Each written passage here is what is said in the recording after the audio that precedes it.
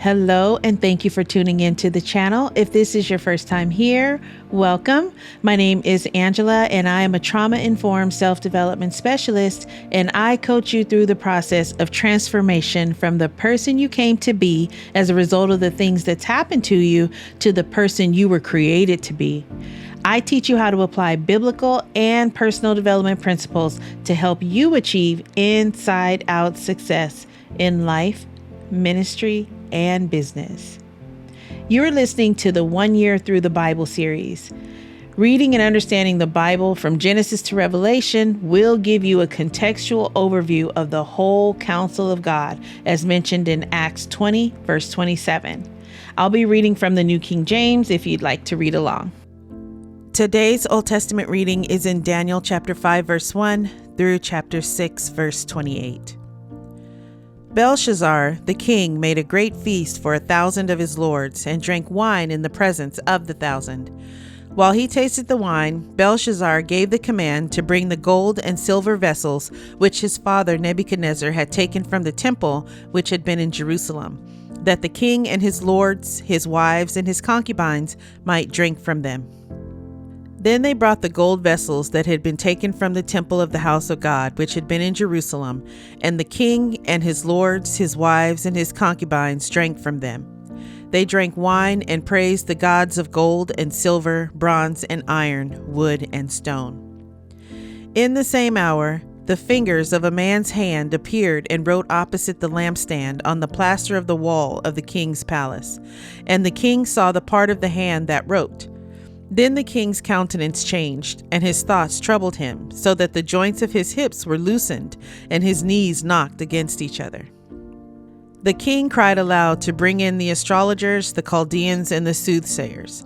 The king spoke, saying to the wise men of Babylon, "Whoever reads this writing and tells me its interpretation shall be clothed with purple and have a chain of gold around his neck, and he shall be the third ruler in the kingdom."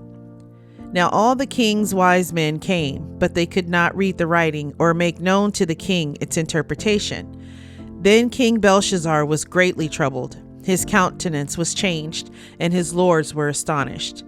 The queen, because of the words of the king and his lords, came to the banquet hall. The queen spoke, saying, "O king, live forever. Do not let your thoughts trouble you, nor let your countenance change. There is a man in your kingdom in whom is the spirit of the holy God, and in the days of your father, light and understanding and wisdom, like the wisdom of the gods, were found in him. And King Nebuchadnezzar, your father the king, made him chief of the magicians, astrologers, Chaldeans, and soothsayers. Inasmuch as an excellent spirit, knowledge, understanding, interpreting dreams, solving riddles, and explaining enigmas were found in this Daniel, whom the king named Belteshazzar. Now let Daniel be called, and he will give the interpretation." Then Daniel was brought in before the king. The king spoke and said to Daniel, "Are you that Daniel who is one of the captives from Judah, whom my father the king brought from Judah? I have heard of you, that the Spirit of God is in you, and that light and understanding and excellent wisdom are found in you. Now the wise men, the astrologers, have been brought in before me, that they should read this writing and make known to me its interpretation, but they could not give the interpretation of the thing. And I have heard of you, that you can give interpretations and explain enigmas. Now if you can read the writing and make known to me its interpretation, you shall be clothed with purple and have a chain of gold around your neck, and shall be the third ruler in the kingdom." Then Daniel answered and said before the king, "Let your gifts be for yourself, and give your rewards to another. Yet I will read the writing to the king and make known to him the interpretation. O king, the Most High God gave Nebuchadnezzar your father a kingdom and majesty, glory and honor. And because of the majesty that he gave him, all peoples, nations, and languages trembled and feared before him. Whomever he wished, he executed. Whomever he wished, he kept alive. Whomever he wished, he set up. And whomever he wished, he put down. But when his heart was lifted up, and his spirit was hardened in pride, he was deposed from his kingly throne, and they took his glory from him. Then he was driven from the sons of men. His heart was made like the beasts, and his dwelling was with the wild donkeys. They fed him with grass like oxen, and his body was wet with the dew of heaven, till he knew that the Most High God rules in the kingdom of men, and appoints over it whomever he chooses. But you, his son, Belshazzar, have not humbled your heart, although you knew all this, and you have lifted yourself up against the Lord of heaven.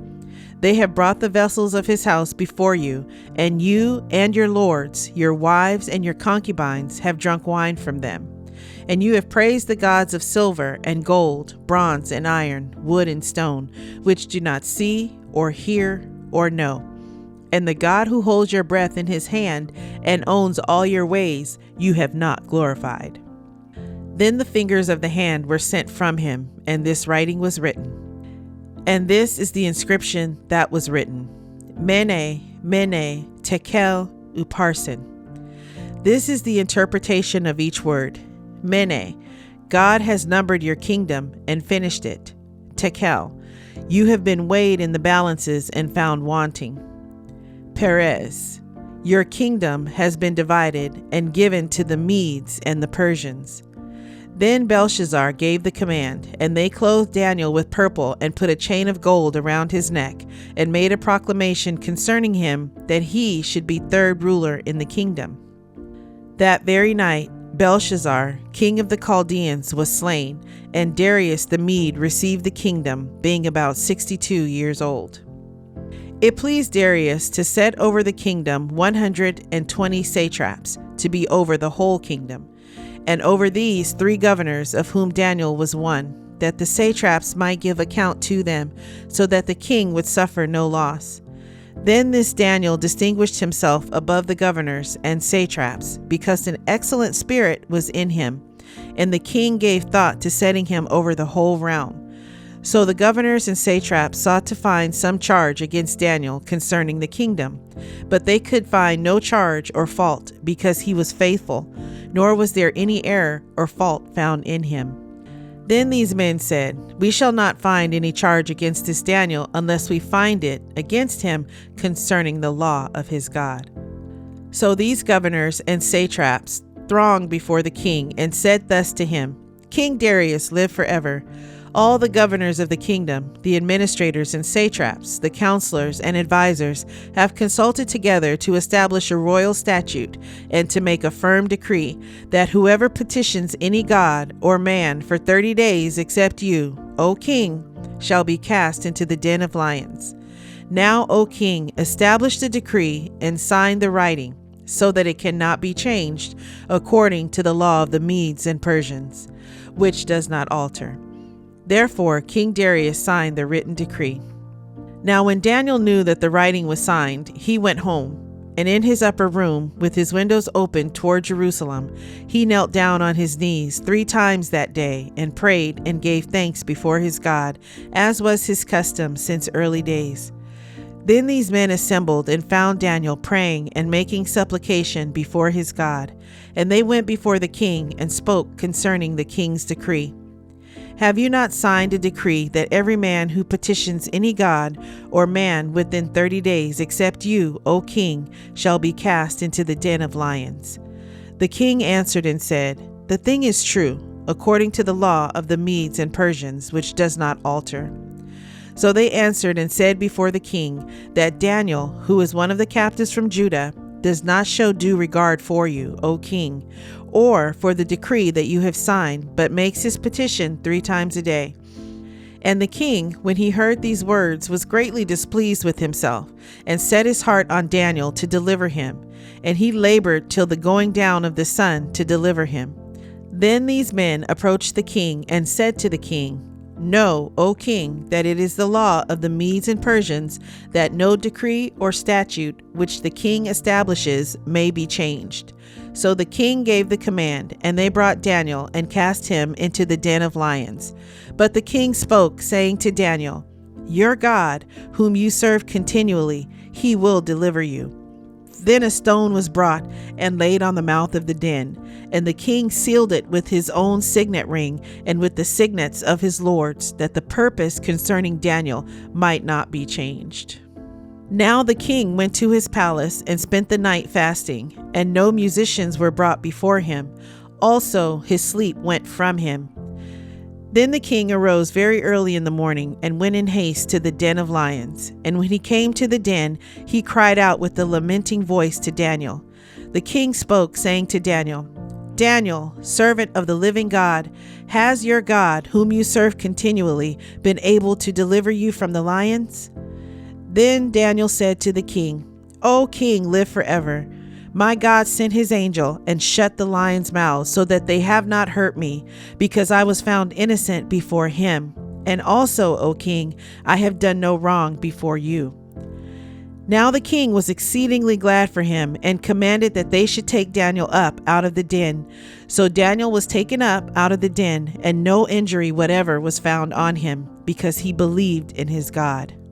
And the king gave the command, and they brought those men who had accused Daniel, and they cast them into the den of lions, them, their children, and their wives, and the lions overpowered them, and broke all their bones in pieces before they ever came to the bottom of the den.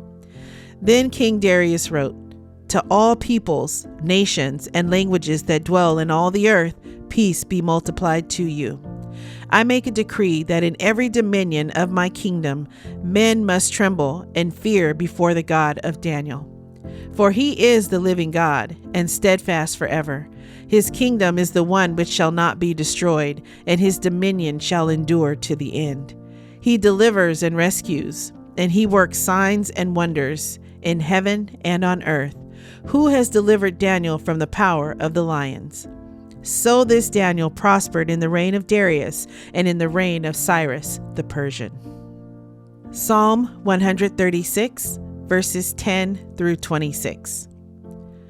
To him who struck Egypt in their firstborn, for his mercy endures forever, and brought out Israel from among them, for his mercy endures forever. With a strong hand and with an outstretched arm, for his mercy endures forever. To him who divided the Red Sea in two, for his mercy endures forever, and made Israel pass through the midst of it, for his mercy endures forever.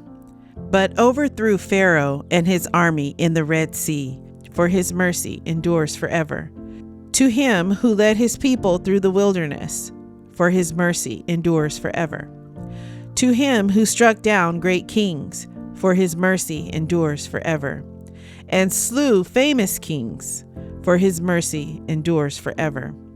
Sihon, king of the Amorites, for his mercy endures forever. And Og, king of Bashan, for his mercy endures forever. And gave their land as a heritage, for his mercy endures forever. A heritage to Israel his servant, for his mercy endures forever.